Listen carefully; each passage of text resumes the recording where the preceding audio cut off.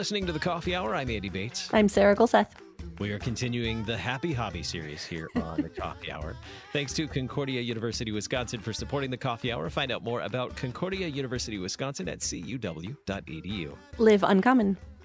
Joining us today, the Reverend Tyrel Bramwell, familiar voice here on KFUO at Cross Defense. He's also at Concordia Theological Seminary in Fort Wayne, Indiana. I believe in admissions now. Is that right? That's correct. Yes. Well, welcome to the Coffee Hour. Glad to have you on. Thanks for having me here. It's great to be with you guys.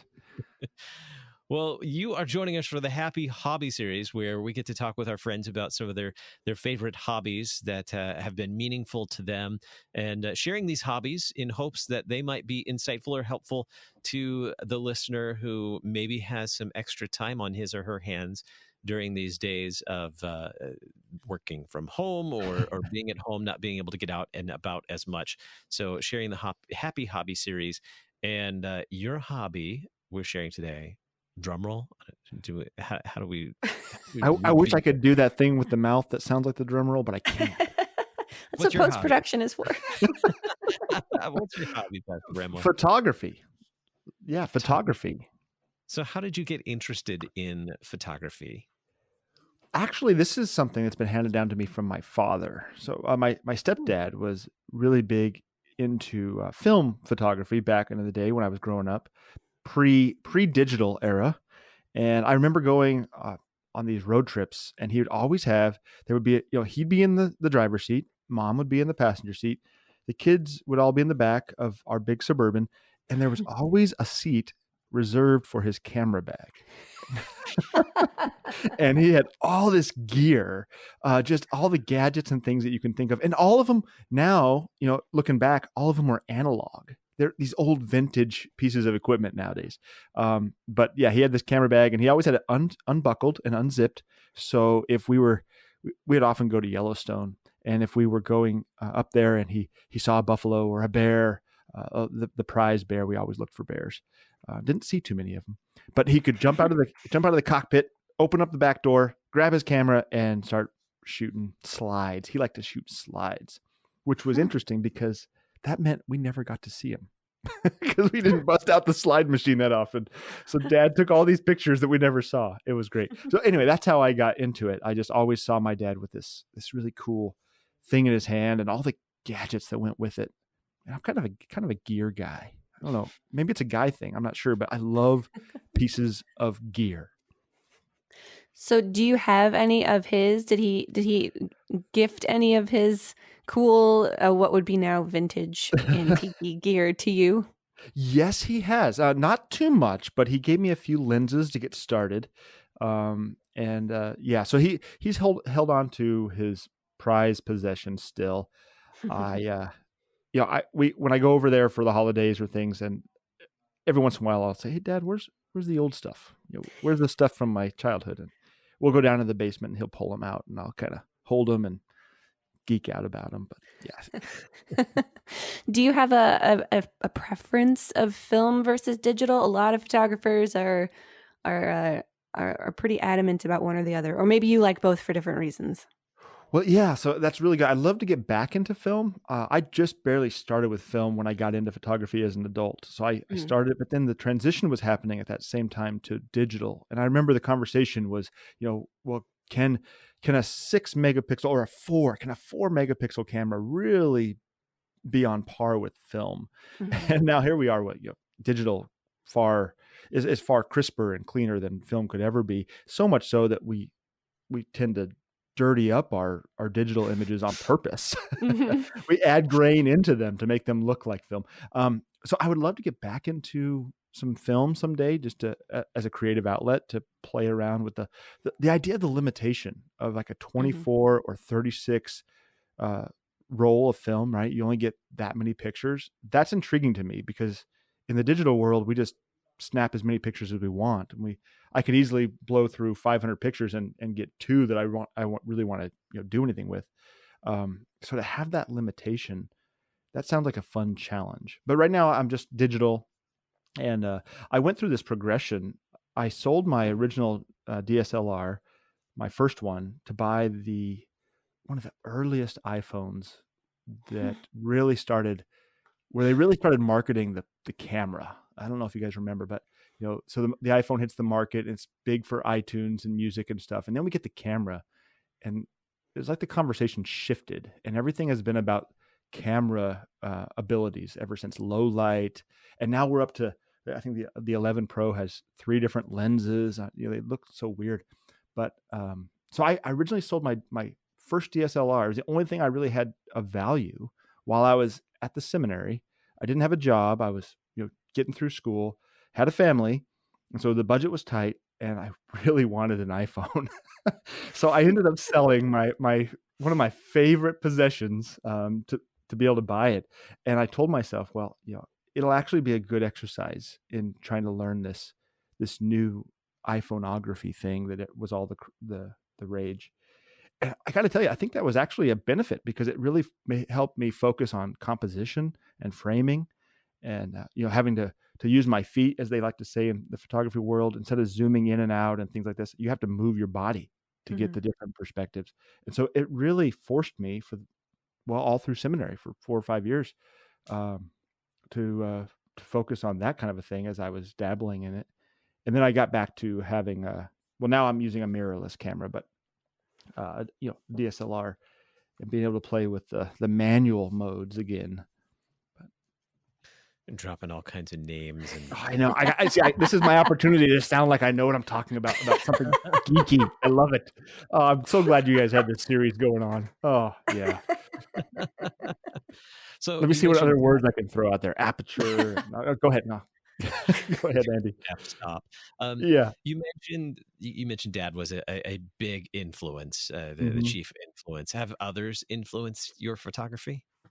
Of course, yes. So the other family influence was my brother. My brother, following Dad's influence too, he went off into the military, and he became a photojournalist for the Army.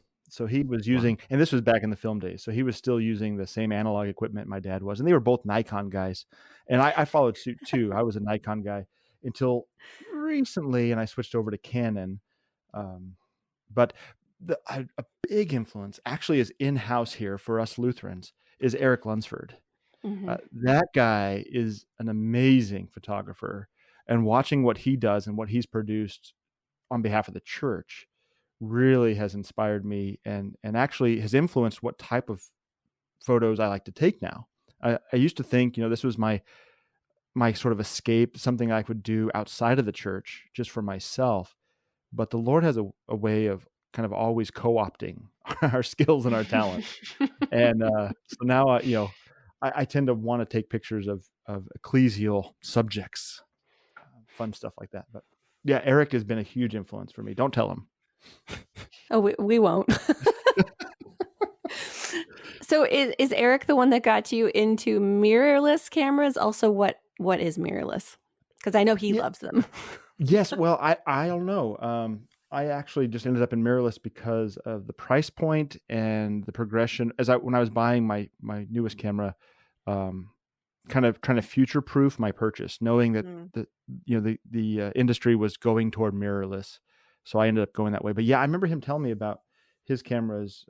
This was 2012 or 13 now. Him and I were on a bus to DC for the March for Life, and he was entertaining all my geekery and probably trying to get some sleep, and I was disturbing him about his camera gear. But yeah, so mirrorless cameras don't, they operate a lot like a DSLR. They look like a DSLR. They kind of function in that same area where you have this, the lenses attach and you have the gear, but there's no mirrors involved, hence mirrorless. So you don't have any sort of older remnants of what a camera used to be. It's directly onto the sensor. The sensor is acting in a sense like the mirror, and the rest of the components that were in the single lens reflex, the SLRs that then became the DSLRs.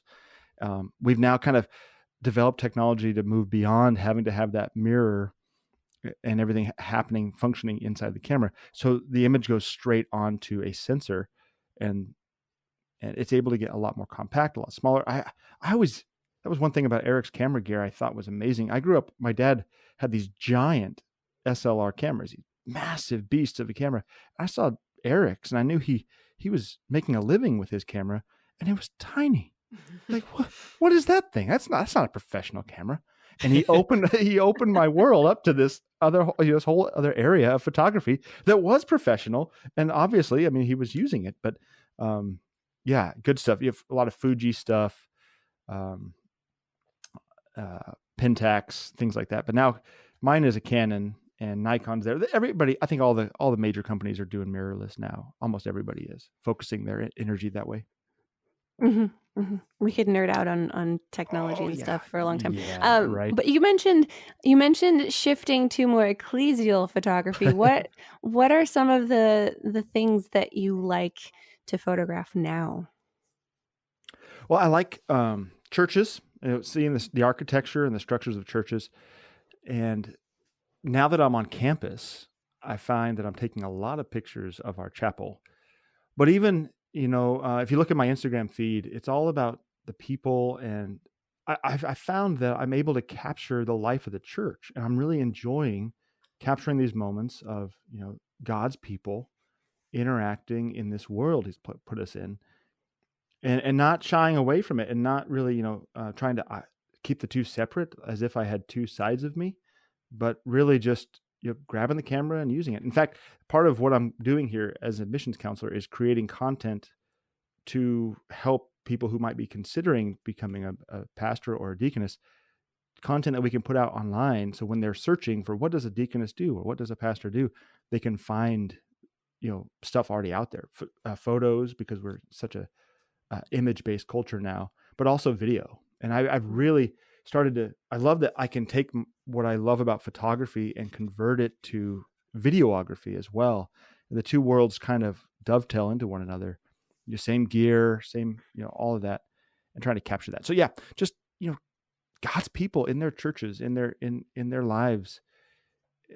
Ecclesial sounds so much fancier than it really is. It's just people doing what people are doing. And I happen to be a pastor, so the people I'm around most of the time are church people. So, yeah. We're talking with the Reverend Tyrel Bramwell of Concordia Theological Seminary, Fort Wayne, Indiana, host of Cross Defense here on KFUO for the Happy Hobbies series. We have more to talk about with Pastor Bramwell. Stick around. I'm Andy Bates. I'm Sarah Gulseth.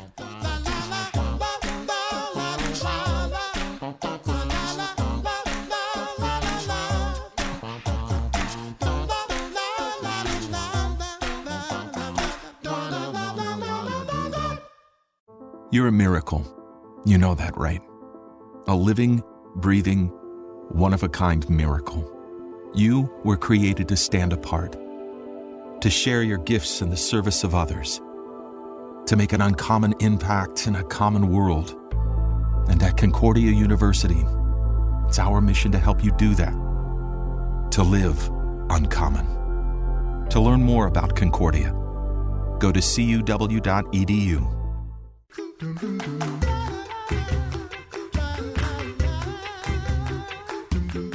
Welcome back to the Coffee Hour. I'm Andy Bates. I'm Sarah Gulseth. We're continuing the Happy Hobbies series. Today, our guest is the Reverend Tyrel Bramwell. You probably recognize him from Cross Defense here on KFUO. He's also admissions counselor at Concordia Theological Seminary in Fort Wayne, Indiana. I'm talking about his hobby today of photography. I've learned a lot of new ways. I thought I already knew a lot about photography, but apparently I have much to learn talking with Pastor Bramwell today. Speaking of learning, what are some things that you have learned that you really value? That you've learned about photography? I know you've mentioned that you learned a lot from Eric Lunsford, just in your interaction with him. What are some things that you've learned that you really value that you have gained from photography? Absolutely. I love this idea that you don't, well, to steal Eric's language, you don't take a picture, you make a picture. And so let me unpack that a little bit. I don't know how Eric uses it, but this is how I use it. I used to, do you guys remember Flickr? Oh, yeah. It's like pre-Instagram days, right? Yeah. So I had this wonderful conversation in my undergrad days in college, talking to somebody who was also a photo geek. And we were talking about, she was a purist. And it was like, you take a picture and you can maybe use Photoshop to maybe correct your exposure if you didn't have your settings quite right. But you're supposed to be trying to make it look just like what your eye sees in real life. And I had this sort of conflicting emotion about that idea, because I was using Photoshop to make my pictures better. Yes, they were compensating for my lack of skills, so I would adjust exposure and things like that, but also to make the picture look like what I wanted it to look like, not just what it did look like, but what I wish it looked like. And not to get too theological here, but I love this idea that with our technology, I can take a picture of, just choose a beautiful subject, something corny, cheesy kind of thing, like a butterfly over a rainbow or something. I could take that picture, and it's not, you take a picture and oftentimes the picture never does justice. We even use that language like, oh, the picture doesn't do this justice. Well, what if I could make it do justice? In other words, what if I could compensate for the fall into sin, the cloudy, dirty, mucky, imperfect? What if I could clone out these imperfections and make something really beautiful? The way I think I envision God would have had it look prior to our fall. So I kind of end up, as I'm behind the computer doing these Photoshop sessions, after I take the picture, as I'm making the picture, I get into that headspace. And I love that because it keeps me, and this is what I meant earlier about, God co-ops all of my interests and hobbies and all of ours. And this is how he ends up using our talents and our skills for his purpose. Even if it's just for me in this moment, I'm thinking things through theologically. I'm looking at this beautiful butterfly that God created. And as a pastor, I end up in these places where I'm thinking about how creation is groaning for redemption. And I'm kind of replicating that or giving a little bit of a sample of that in my images. That's what I try to do and I don't talk about that. I don't put that out there too often, but you might see, like on my Instagram feed, where I use the hashtag theological eyes, or put the phrase in like, edit the way you see the world. And that's what I'm getting at in that when I'm posting those things, because we can edit out the imperfections if we want, and not to a weird, like disturbing way, but to a way where I'm an artist. This is a hobby where you're an artist. You get to use a paintbrush as much as you're using the camera gear, and I get to literally make a composition. I love watching some of these people. You see amazing talent out there where they're actually making compositions where they're bringing in multiple different pictures into one to create a scene that is fantastic and amazing. And it looks real because of the time they put into it. How did they get that photo? Well, they didn't. They actually merged 5, but it looks great. And it gives us something to think about, to contemplate, and to ultimately rejoice over as we share art and beauty with one another. Mhm. Long answer to your really quick question, Andy. Well, photography is such an expansive art form. There's so many things you can do with it, and there are those different camps of people who like to make photography look more realistic and true to what you see, and then there's people who like to enhance things or blend the photos or use all the fancy filters and all of those things to create a different kind of art. It's so fun. It's so fun. It is. It really is. So, coming off of that, then, what, in your opinion, makes a good photo? Ooh, I don't even know if I want to go there because that's so controversial. But you did say, in my opinion. Yes, right now, in this moment. Yeah, right now, what I'm liking as I'm sort of scrolling through the images I see online and looking for images that I will ultimately heart on Instagram or something. I like the blacks to be crushed, like just deep, dark blacks. Mhm. And I'm actually, in my own work, I'm trying to go for a very cinematic kind of look. Right now I've been playing around with a lot of the teal and orange combo. So I like to see the symmetry and the complementary colors and things. But other than that, no, you're right. There's so many good images out there that are different from each other. And there's so many different ways to slice that just seeing interesting subject matter, seeing beautiful colors, and seeing, this sounds weird, but there's a reality. It may be my reality, maybe your reality, but the real life. Someone took that. Someone did that. That's what I enjoy about it.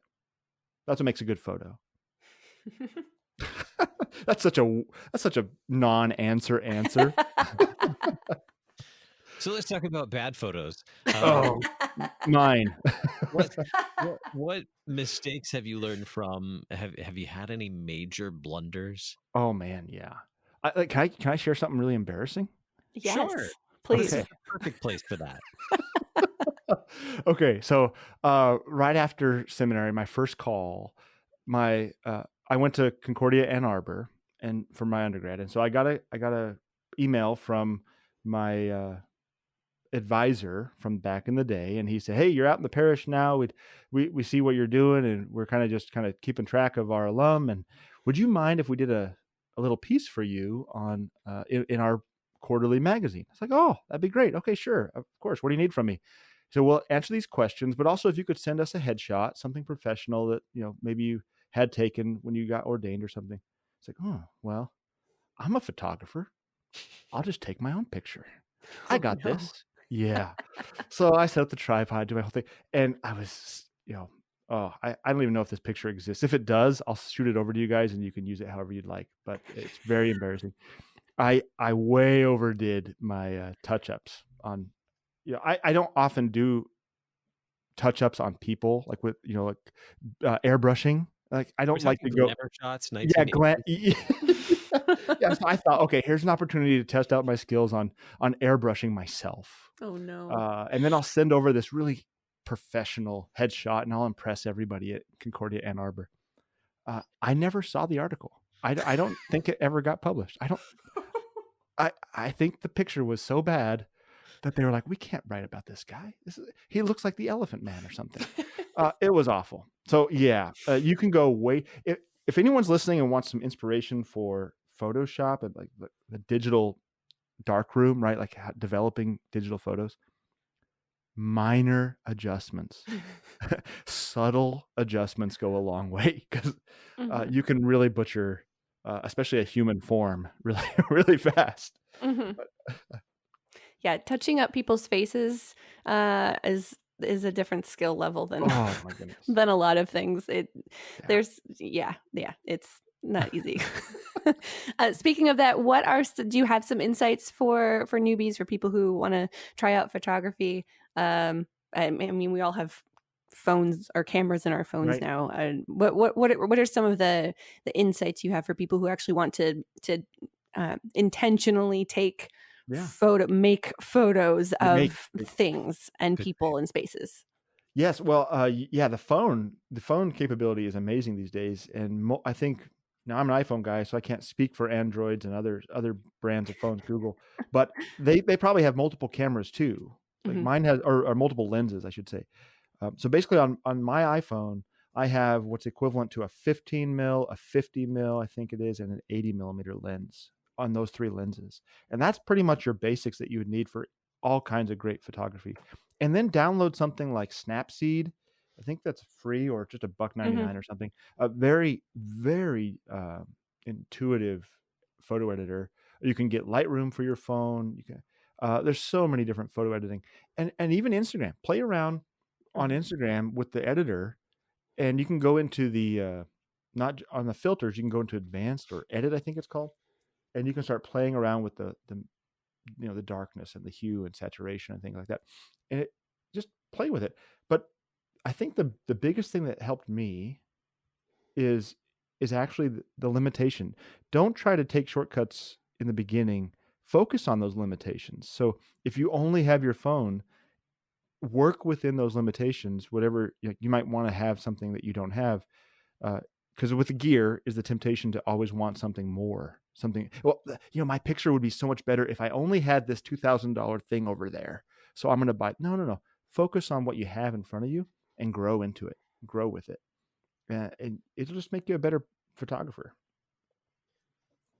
With just about a minute left, how has photography shaped your vocations, or how have your vocations, your relationships benefited from this hobby of photography? Ooh, I love how you asked that in such a somber, serious way, Andy. Thank you for that. It puts me in the right headspace. I guess it's a way of how do you see the world, and as a pastor, I tend to go to the grace we have in Christ, and not to make too much of it in photography, but when you look through that lens, and we have so many metaphors and analogies, right, with the camera and the lens and the focal length. As you look through the lens and see the world, remember how God sees you. And this is what I try to do, and I fail at it tremendously. But how do you see other people? Do you see them in focus? Do you see them clearly? What could you do to adjust the way you see them and their hurts and their struggles, so you could have a little more sympathy and a little more grace toward them as a human being who's going through this life, the same life that same journey that you're going through, and just adjust your focus, adjust your depth of field. Some more jargon for you, to have some grace for the fellow man. And yeah, I'd like to say I think about that often as a photographer, but probably not as often as I should. Our guest today for the Happy Hobby series, Pastor Tyrel Bramwell, Concordia Theological Seminary, Fort Wayne, Indiana, host of Cross Defense here on KFUO. Pastor Bramwell, thanks for being our guest on the Coffee Hour. Thanks for having me, guys. It was a lot of fun. I'm Andy Bates. I'm Sarah Gulseth.